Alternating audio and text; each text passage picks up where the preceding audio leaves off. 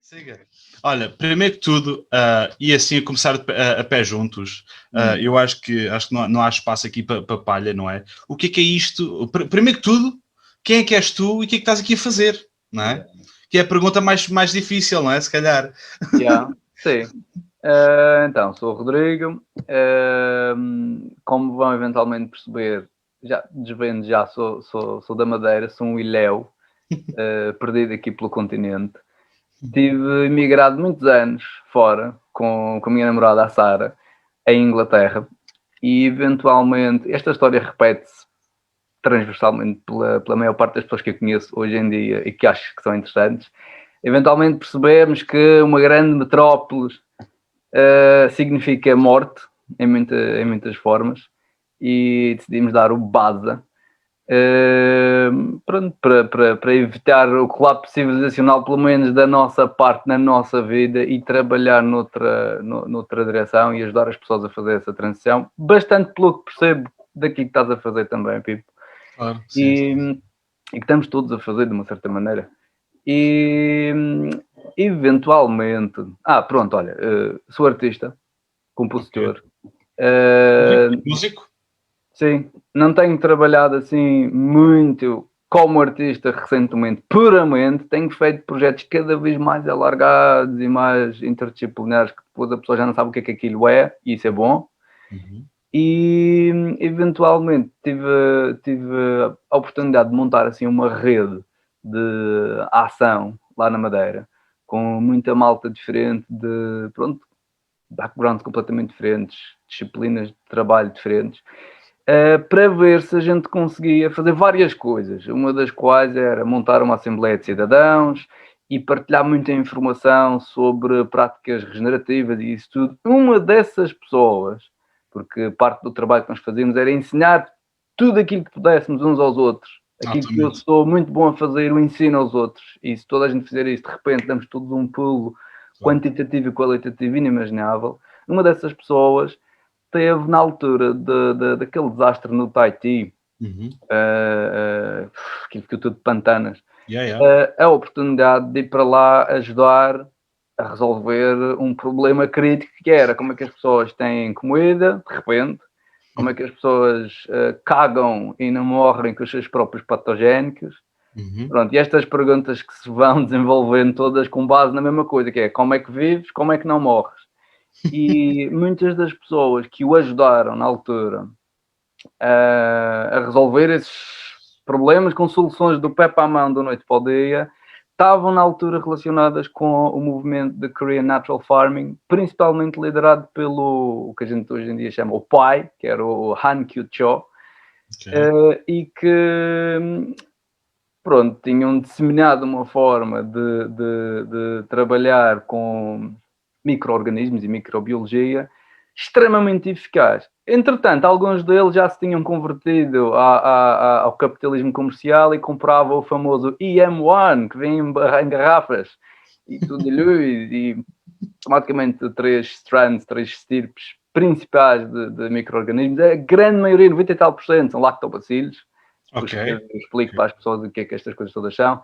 Ou seja, dá um composto extremamente acídico, monocultural, porque eventualmente quando tu metes aquilo na água, os lactobacilos tomam conta do assunto e até as bactérias fotossintéticas, as blue algae e coisas assim, ficam dizimadas, dependendo da água que metes. Mas aquilo resolveu muito do problema lá no Tahiti, porque a entrada deste tipo de vamos chamar, exército microbiótico, realmente resolve muitos problemas em termos de, ok, está tudo péssimo, como é que não estamos na pior situação possível? E melhoras a situação para um standard neutro, em que está tudo a zeros. Então ele começou a aprender essas coisas todas e, entretanto, numa das apresentações neste projeto, que se chama Equilíbrio, e este, por acaso, há um link para ir ver, posso deixar depois. Ele deixou uma cabeça às rodas com esta questão dos micro-organismos indígenas e estas soluções todas, estas receitas, e eu fiquei, tenho que perceber esta coisa de cima a baixo. Mas isso é altamente, porque lá está, dentro, tu obviamente já deves ter ouvido falar de permacultura. Atenção, malta, isto é altamente, e todos os temas são considerados aqui no Liberta à Conversa, isto é a primeira vez que estamos a falar. Tu não me deixas mentir. Nós trocamos um par de e-mails e nós dizemos, bora fazer uma conversa. Isto é mesmo a primeira vez que estamos a contactar. É legal. Isto é altamente, porque todos os temas aqui são considerados. Eu acredito, não sei se já ouviste falar aqui, antes de voltarmos aqui ao tema base, não sei se já ouviste falar da comunidade Liberta-te, não sei se já ouviste falar do grupo, desta malta toda, que nós temos um grupo aqui no Facebook que basicamente se entreajuda. E tu, se não fazes parte, fica o convite e fica o convite a toda a gente, porque é malta de toda a parte do país que está dentro da permacultura, ou dentro das sustentabilidades, ou dentro da regeneração, ok? E que se entreajuda, ok? É um grupo altamente, ok? Portanto, dentro deste mundo da permacultura, existem os chamados biofertilizantes, ok? E corrija-me se eu estiver errado, mas a partir o Korean Natural Farming, outras técnicas que utilizam micro-organismos, nós todos estamos a tentar fazer alguma coisa, não é? Igual, com técnicas diferentes. Isso é que eu acho altamente também, não é? Ou seja, tu falaste aí de EMs, eu tenho maneira de capturar alguns EMs, micro-organismos eficientes da floresta, eu sei fazer isso, ok? Através de arroz, de armadilhas de arroz, por aí fora. Eu sei que há coisas mais complexas, não é? Obviamente, mas existem maneiras de fazer isso, maneiras de fazer preparados. Que eu uso e estou sempre a recomendar, que é o bokashi, que é muito popular no Oriente, não é? Penso que quer dizer fermentado, ou fermentação. Tem uma base etimológica até bastante interessante em termos poéticos, porque quer dizer em japonês desvanecer ou desvanecido. Pode ser o particípio passado, é o verbo. Uma coisa que desvaneceu. E é extremamente bonito nesse aspecto. Sim, é uma transformação, é um tipo de transformação, não é? E tu falaste aí de uma coisa no início, deixa-me recapitular aqui atrás, porque disseste uma coisa que me chamou a atenção no início, quando estavas a falar que nós estamos constantemente a trabalhar para comermos, não é? Para nos alimentarmos, para sobrevivermos, não é? E não morrer. Diz? Como viver e como não morrer. Como viver e como não morrer. Mas até no morrer devíamos praticar a morrer, não é? O facto de não haver aquele estigma de meu Deus, é a morte, é o fim. Não, é sempre um ciclo e vamos ser sempre reciclados por microbiologia. Não é? Principalmente. Eu até te posso dizer, olha, agora uma anedota bastante curta sobre... Anedota, estou a pensar em inglês. A anecdote seria um pequeno trecho, um episódio. Daqui do Rodrigo Silva, também se chama Rodrigo Silva. Na Madeira o pessoal chama o Rodrigo Silva dos peixinhos, porque ele trabalha com peixinhos. Okay. Ele tem um projeto super interessante, tem vários, um dos quais tem a ver com mortes. Ele foi chamado como o especialista em peixinhos para o cemitério de São Martinho, que é o maior da Madeira, no Funchal, porque havia um problema que era... Aquele sítio estava morto. E o que é que isto quer dizer? O cemitério não é um sítio para estar morto, é um sítio para estar vivo. E o que é que acontece quando tu tens um cemitério morto? Os cadáveres acumulam-se e o volume não diminui. Chega um ponto em que tu não tens mais área nem dinheiro para investir em grandes empreendimentos de cemitérios esmenados e tens que começar a decompor cadáveres. Basicamente, os químicos que tu pões para conservar os mortos, porque isto é uma panca europeia, vamos manter a imagem desta pessoa de quem eu gostava muito ad eternum, até bem depois de eu morrer, esta pessoa continua, porque os químicos que eu utilizei são apavorantes. E essas porcarias todas que tu metes lá matam os micro-organismos, que são os principais decompositores. Principalmente não os aeróbicos, mas os anaeróbicos, que conseguem funcionar com percentagens para aí de 5% de oxigênio por centímetro cúbico. Eles estão todos mortos, ou ineficazes, eles estão adormecidos, ou têm demasiados bloqueios químicos nos receptores. Pronto, isto é uma parte um bocado mais específica, mas tu tens que começar a trazer novamente a vida de volta para decompor as mortes dentro de um cemitério e ter espaço contínuo e começar a renovar aquilo tudo. A perspectiva asiática sobre a morte, nos movimentos da agricultura natural coreana, tu tens bastante isto e é super interessante. É um dado adquirido como uma parte positiva do processo da vida. Então, eles estão sempre a falar, e não é só uma questão poética ou filosófica, wishy-washy, é uma questão prática.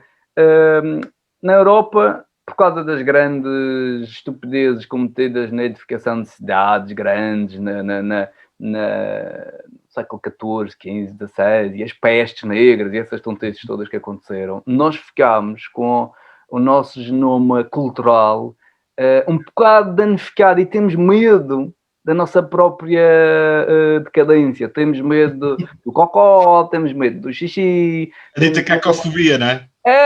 Temos medo dos bichinhos todos, temos medo de uma pessoa morta no chão. Medo.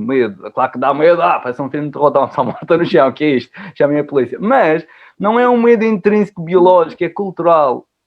Na Coreia, tu enterras os mortos. Hoje em dia já é proibido, mas é por eles estarem a ser globalizados de uma maneira um bocado complicada. Mas tu enterras os mortos, enterras a tua merda e o teu mijo e funcionas com cheiros maus, que os europeus também têm muito medo dos cheiros maus, e não tens problemas absolutamente nenhum com patogénicos nem nada disso. Ou seja, há muita crença na fixação pelos compostos aeróbicos e essas coisas todas, que não é testada o oposto, simplesmente porque há medo. Então, quando a gente tem medo, não vai, não testa, não sabe. Claro. O filho do Han Kyu-cho, Yong San-cho, ele tem uma passagem incrível num dos livros chamado Jadam, que eu aconselho vivamente. Jadam quer dizer em coreano pessoas que vivem com a natureza. Okay. Só a falar da questão do cheiro, que é como é que nós podemos relacionarmos com a questão da microbiologia e a sua utilidade para a natureza, usando como atributo máximo a nossa percepção de cheiro. Ou seja, como é que a minha percepção de cheiro tem a ver com o funcionamento de todas aquelas centenas de milhares de espécies no subsolo. Algumas coisas terá que ver e vou estar certo na maior parte delas, mas vou estar errado em muitas delas, só pela suposição que eu tenho de que o cheiro vai-me guiar em direção ao bom composto ou ao mau composto. Então há muitas coisas em que os dois polos, o oeste e o oeste, estão de acordo, e há muitas em que estão de desacordo, mas no fim, se tu fizeres mesmo uma coisa bem feita, chegas sempre à mesma conclusão, que é o ciclo tem que estar a contínuo, as linhas todas têm que estar entrelaçadas em ciclos fechados e não pode estar com desperdício. Mas concordas que nós precisamos de... aliás, deixa-me mudar a pergunta. Tu concordas que nós é-nos benéfico termos um composto aeróbico, por exemplo, no topsoil, na camada superficial do solo, ok? Portanto, por exemplo, eu percebo o que estás a dizer. Agora, quando nós temos um composto que é suposto ser aeróbico, um composto aeróbico, não é? Não quer dizer que não existem outros tipos de decomposição. Claro que existem, não é? Não, mas isso é muito importante. A estrutura do solo ser copiada por nós humanos e reconstituída tal como ela é na natureza. E o objetivo da agricultura natural é copiar a natureza o melhor que tu podes.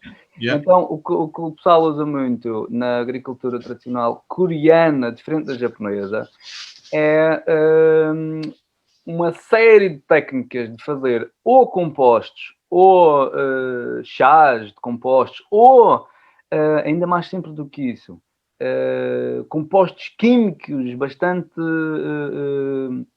simples de um ou dois elementos básicos que tu vais utilizar para uma ou outra função, de modo a criar toda uma estrutura de solo, e não só solo, não estamos a olhar para aquilo e dizer, isto é o objeto de solo, de funcionamento de sistema de criação de solo o mais automaticamente possível e com o mínimo de intervenção nossa possível. Ou seja, o início é a criação de uma estrutura que vai funcionar sozinha.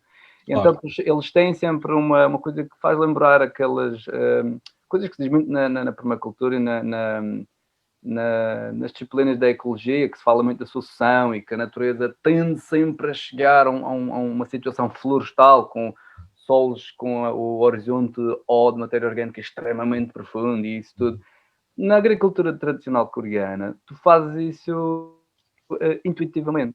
Tudo aquilo que tu vais fazer é criar essa situação em que, primeiro, sem cavar nem andar a mexer demasiado no solo, potencias os anaeróbicos todos que vão migrar da superfície para os interiores do solo e vão cavar naturalmente toda a estrutura.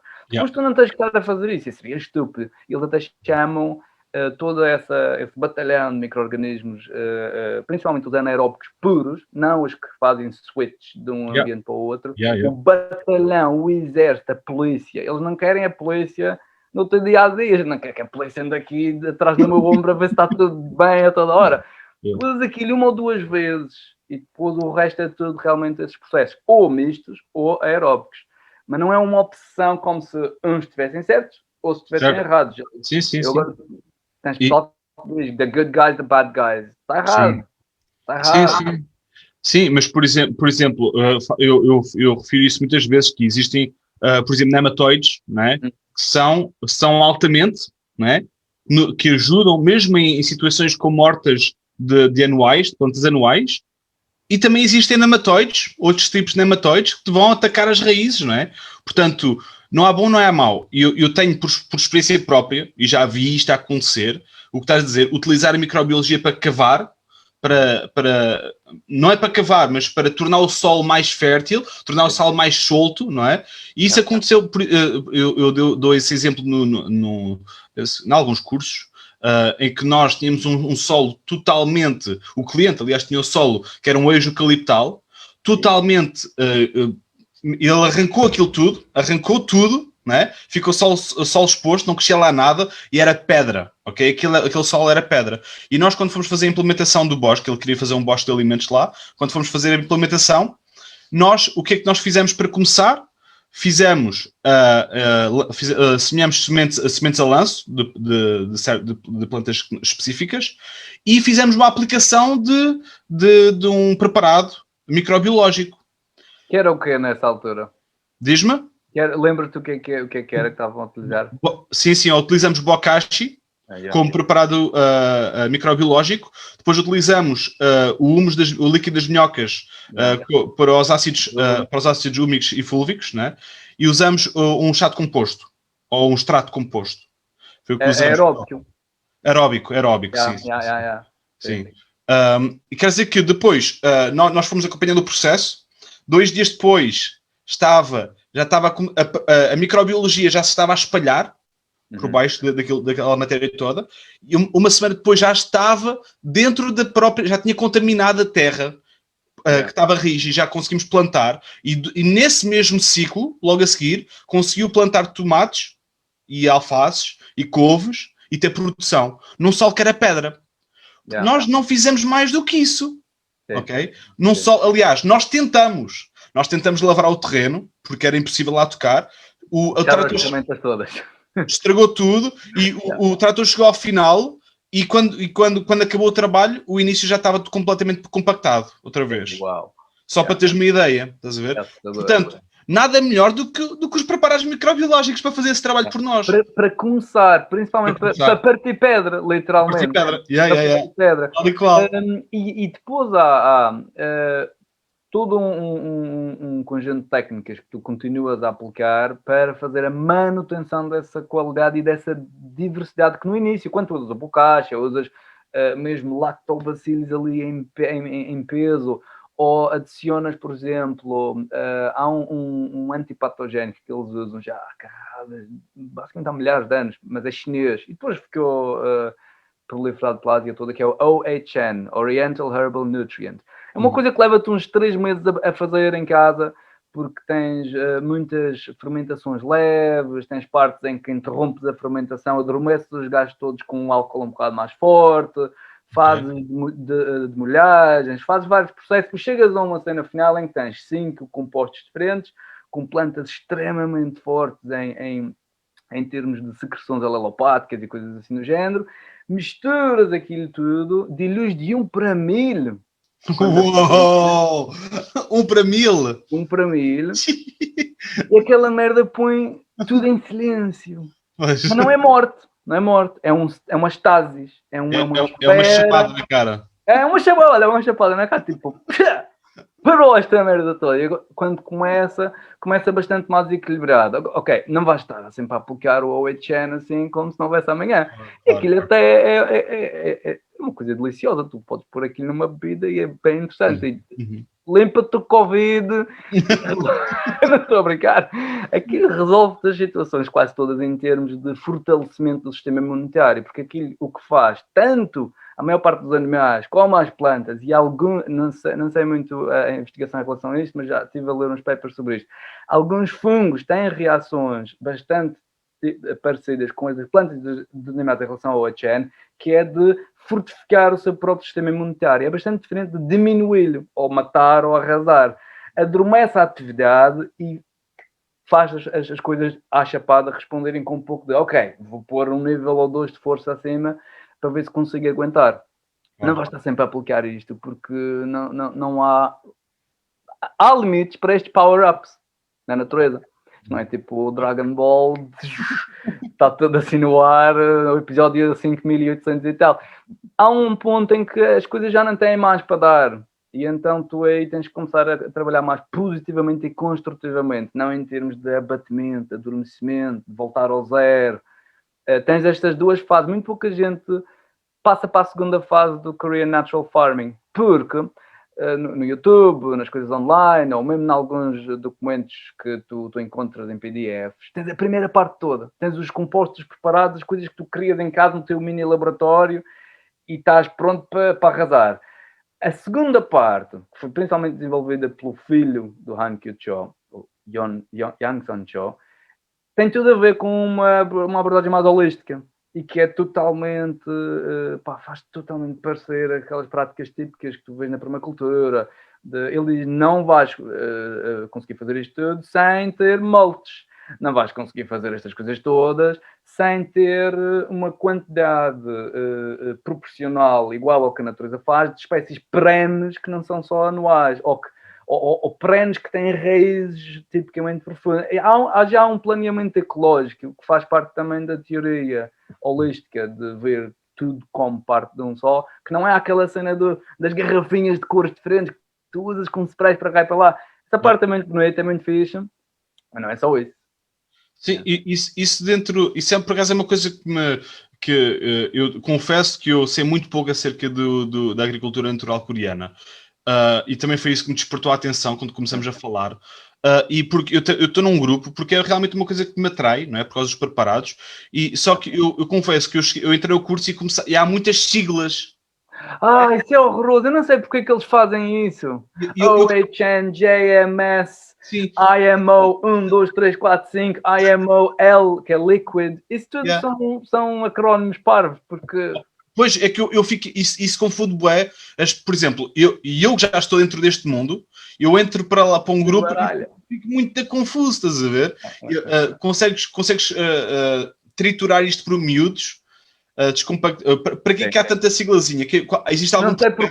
Eu não sei porquê. Eu ainda não percebi... eu sou um aficionado das linguísticas, mas ainda não percebi porquê. Deve ter qualquer coisa a ver com o tipo de sistema linguístico coreano, que é bastante parecido com o japonês, que gosta dos conceitos objeto. Ou seja, eu gosto deste copo porque ele tem a forma de um copo e o nome copo, por acaso, também é o desenho de um copo. É tudo uma percepção muito grande. Então o acrónimo, eu acho, já a minha teoria, tem esse apetite de esta coisa, aquela coisa. Não é descritivo, não tem de que esperas, não é aquela coisa latina muito encrencada. Mas... existe algum método por trás disso? Existe, por exemplo, começas por um preparado, depois vais para o outro? Geralmente tens sempre os mais simples de começar, que são os em que tu consegues fazer coisas em casa em 2 ou 3 dias com produtos gratuitos extremamente abundantes. Tens o Lab. O Lab não é nada mais do que lactobacilos, ou ácido lático. Pegas em água de arroz, leveduras selvagens, fazem o que o cardo faz no leite, talham aquela cena toda, ficas com o soro, retiras o soro, separado das coisas todas, podes ou não misturar com açúcar e ficas com um preparado que é só quase 90 e tal % de lactobacillus, 2 ou 3 strands diferentes de wild yeast, de leveduras selvagens. Já está, o primeiro produto já está, é esse. Usas, já está a polícia de intervenção, a ABIR, é a polícia de intervenção rápida, chega ali, parte tudo e pronto, estás pronto para trabalhar. É um pouco uma coisa agressiva. Depois começas a entrar naqueles em que precisas de uma semana ou 2 de trabalho, precisas de um pouco mais técnicas de fermentação, um pouco mais oleadas. É bom saber fazer uma kombuchazinha, saber fazer uma massa-mãe, para saber lidar com aqueles borbulhanços todos e não ficar assustado, saber, será que já passou da altura? Será que eles já estão todos mortos? Será que eles estão demasiado ativos? Será que o açúcar já está todo consumido? Pronto, tem uma parte que eles nunca explicam. Dão-te assim uns guidelines, mas toda uma prática de fermentações ajuda, porque aquilo é quase tudo fermentado. Pois. Faz sentido, não é? É muito natural. Mas então basicamente está como eu acho que como é o meu caso também, eles estão focados no solo, não é? Totalmente, é soil-centric practice. Tudo vem do solo, tudo é solo, o solo é o centro do universo para eles. Sim, e eu percebo bem porquê, não é? Porque há tantas... Nós percebemos tão pouco do solo, existe tanto conhecimento sobre o solo, mas mesmo assim ainda não conhecemos tanto mais, não é? Existem tantas conexões, o reino dos fungos, por exemplo, altamente... Ainda está em aberto, claro. Sim, mas é altamente sabermos que existem fungos que estão ali a decompor a matéria, que estão a devolver a matéria a outros, estão a fazer simbiose com árvores, a bactérias estão a fazer simbiose com raízes das plantas. Existe um mundo inteiro. Hoje às tantas ouviste isso também à memória que eu estava a ver a conferência do Soil Regen, do Soil Food Web, e estava a Elaine Ingham a falar sobre uma pesquisa de 5 anos atrás, em que descobriram que essas bactérias que entram e saem das raízes das plantas eram desconhecidas e toda a gente pensava que os fungos é que eram os gandagajos que faziam assim Por acaso não ouvi isso, mas... assim, ganda business com as redes, e tens montes de outras coisas que a gente não sabia que fazem coisas tão incríveis. Eles entram e saem, é assim, tipo, é uma performance, não é só uma estrutura estática, é tipo toda uma loucura. A grande diferença é que entre estas formas mais ocidentais de ver o solo como o centro das nossas importâncias hoje em dia, é que as perspectivas asiáticas das várias agriculturas naturais nega esta perspectiva científica de olhar para o solo como objeto. E não quer nunca dizer, nós estamos a trabalhar o solo, ou estamos a trabalhar a terra. Eles têm sempre uma perspectiva infalível em termos de nós somos parte disto e estamos a trabalhar a saúde. E é uma perspectiva super removida desta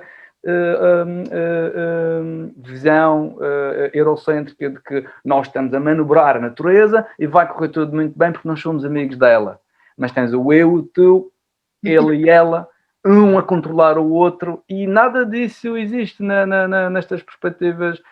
As coreanas, principalmente, eles recusam completamente essa ideia de que tu estás a manobrar, tu és o senhor daquilo tudo. Eles dizem, tu, se fores como a natureza, se tu fores da natureza, vais intuitivamente chegar a estas conclusões sem ter que aprender fórmulas, nem ter que memorizar práticas, e vais aprender com alguém a fazer isso, porque na ideia deles a natureza ensina por proximidade, e chega a um ponto em que estás a fazer aquilo sem pensar. Eu já estou, posso dizer, estou num ponto em que estou a improvisar com estas coisas e vou vendo com este grau de distância o que é que acontece nas plantas, o que é que acontece no solo, e vejo quando exagera um bocadinho, vejo quando está no ponto, e quando está no ponto tu ficas, as outras morreram todas de seca e estas estão ali contentes a dançar ainda, sabes? E é improvisado, já nem sequer sabes as receitas. Quando chegas ao momento ou quando te sentes à vontade para começar a arriscar, é quando tu começas a ver ali o brilho a acontecer, não é? É lindo. É boa fixe. Porque não é porque és a última bolacha do pacote, mas é porque já te sentes à vontade naquele mundo para testar, para experimentar, para fazer. Esse laboratório, não é? Nós chamamos aqui o nosso sítio laboratório, o nosso laboratório, porque de facto, nós estamos sempre a experimentar coisas diferentes aqui.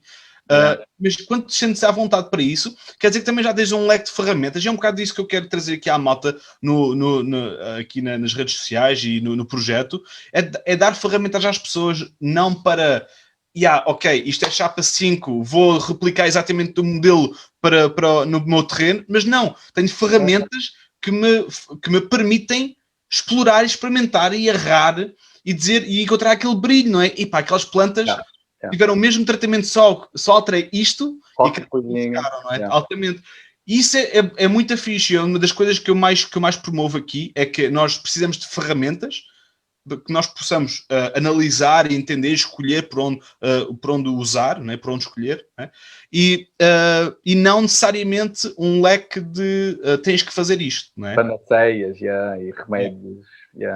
Uma coisa muito interessante isto já são receitas mesmo, ou receitas já diria melhor, métodos. Uma das partes comuns dos métodos olha, estás a KNF, Korean Natural Farming, são a relação com os micro-organismos indígenas. E porque eles serem indígenas como uma coisa importante? Porque o grupo específico que tu vais ter no teu terreno, neste pátio, naquele pátio, debaixo desta árvore, entre as raízes desta e aquela, debaixo da rocha, na primavera, no meio da primavera, no verão, quando há um ano de seca, são sempre diferentes. Sempre diferentes. E tu podes ter um pátio de bambu e depois tiras o bambu, ele volta a crescer, mas depois tiras e metes outra coisa. Eles estão sempre a mudar, estão sempre em adaptação e sempre, assim, uma coisa não se adapta à outra, uma coisa coproduz a outra. E isso é fundamental. Eles dizem, tu não tiras a planta para mudar os micro-organismos e não mudas os organismos para mudar a planta. Tudo o que tu fizeres vai estar sempre a reequilibrar o sistema. Então, ir buscar os tais micro-organismos indígenas aqui, ali, ao norte, ao sul do terreno, a mais 100 metros, a menos 100 metros, na zona do frio, na altura do frio, na altura do quente, faz com que tu vás colecionando toda esta variabilidade. E depois o cultivo destes micro-organismos indígenas começa a entrar por uma variedade de abordagens que vão para os compostos os compostos aeróbicos, que vão para os mistos, que vão para os anaeróbicos, puramente anaeróbicos, e que vão para as fermentações líquidas desde a estaca zero. Então tu tens uma variedade tão grande de conseguir chegar ao fim com até aquelas espécies que normalmente pessoas como a Elaine Ingham dizem bad guys don't go there, até esses são bem-vindos. Ou seja, eles aceitam tudo e aplicam tudo. E tinha um bocado de medo de fazer essas coisas até recentemente. E comecei a aplicar e não estou nada arrependido. Até os bolores pretos e cinzentos escuros e azuis. Altamente. As coisas que cheiram mal. E começo a aplicar. E tu vês coisas muito interessantes a acontecer, que é, normalmente, quando tu começas a aplicar essas coisas, há uma certa defesa da planta que pode ir abaixo, ou tu vês uma folha a ficar um bocadinho droopy, um pouco agressivo. Pode até aparecer uma peste ou outra, e depois vês um género de um bounce back. E assim ficam num nível tipo super-homem.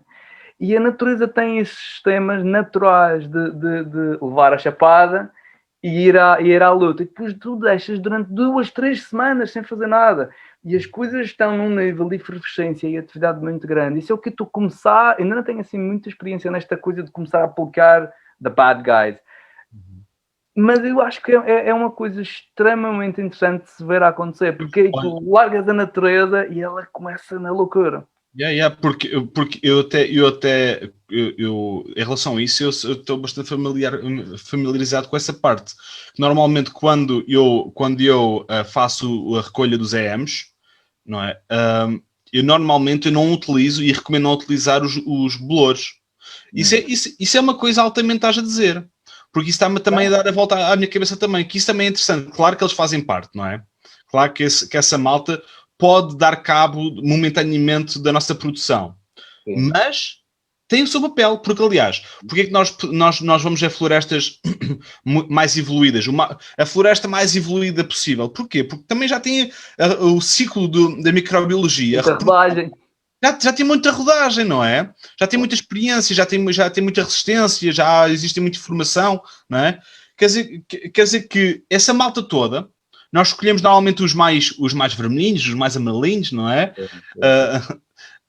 Pelo menos é o que eu faço. Não sei se isso acontece na Korean Natural Farming. Sim. Tens no início, quando tu vais buscar os IMOs, Indigenous Microorganisms, tens duas direções. O Han Kyu-cho gostava sempre de só colhê-los na altura da primavera para o verão, que é para teres todos aqueles micelium brancos.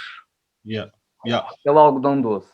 Tu ainda não sabes o que é que eles vão ser, porque aquilo é um estado intermédio de propagação. Mas ele gostava de saber que eles estavam com uma grande quantidade de atividade.